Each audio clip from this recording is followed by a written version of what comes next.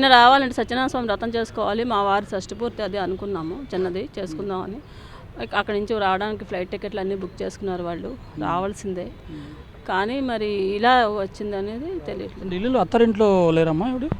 ఢిల్లీలో ఉన్నారండి, ఢిల్లీ నుంచే ఆ ఊరు వెళ్ళారు, వాళ్ళిద్దరే వెళ్ళారు. ముందు నలుగురు వెళ్తారని ముందు చెప్పారండి మాకు. ఎప్పుడు బయలుదేరారు, మళ్ళీ ఎప్పుడు రావాల్సింది? వెళ్ళారు శనివారం మార్నింగ్ బయలుదేరారు, మండే నైట్కి రావాలి మళ్ళీ ఢిల్లీ వచ్చి ట్యూస్డే నైట్ వాళ్ళకి ఫ్లైట్ అనమాట, తెల్లవారుజామున.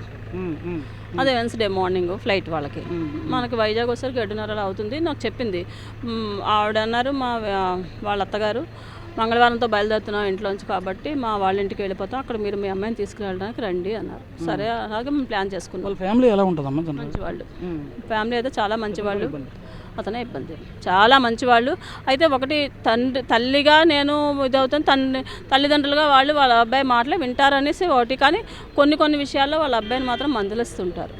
అమ్మాయి పై నుంచి వచ్చింది, తను ఎంత చదువుకుంది, ఎంత ఇలాంటి పిల్లని మనం తెచ్చుకున్నామంటే చాలా గర్వం మనకి అని ఆ నాన్నగారు చెప్తుంటారు. మీ పాప మృతికి వెనుక కారణం ఇతనే అయి ఉండొచ్చని అనుమానిస్తున్నారు మీరు? నేనైతే అదే అనుమానం, అంతే 100% అతనే చేశాడు. ఇది నా దీని నుంచి నాకు న్యాయం కావాలి. అంటే విహారాన్ని తీసుకెళ్ళి చేశాడు అంతే, విహారానికి వెళ్ళినట్టుగా వెళ్ళి 15 రోజులు 10 రోజుల నుంచి ఆ అమ్మాయిని అలాగా మోటివేట్ చేశాడు, తనలోకి తిప్పుకున్నాడు, ప్రేమ అభిమానాన్ని కొంచెంగా చూపించాడు. తను మారిపోయాడు అనుకుంది నా కూతురు. అక్కడ తీసుకెళ్ళిన తర్వాత ఏం జరిగిందో, రాత్రి ఏం చేశాడో తెల్లవారుసరికి బాడీ కనిపించింది. ఇదే జరిగింది మాకు. నాకైతే ఇదే అబ్బాయి చేశాడని నేనైతే ఎక్కడ రాయమంటే అక్కడ రాసి పెడతానండి. నాకు న్యాయమే కావాలి. మీకు ఎవరు ఏం చెప్పినా ఇదే కావాల్సింది.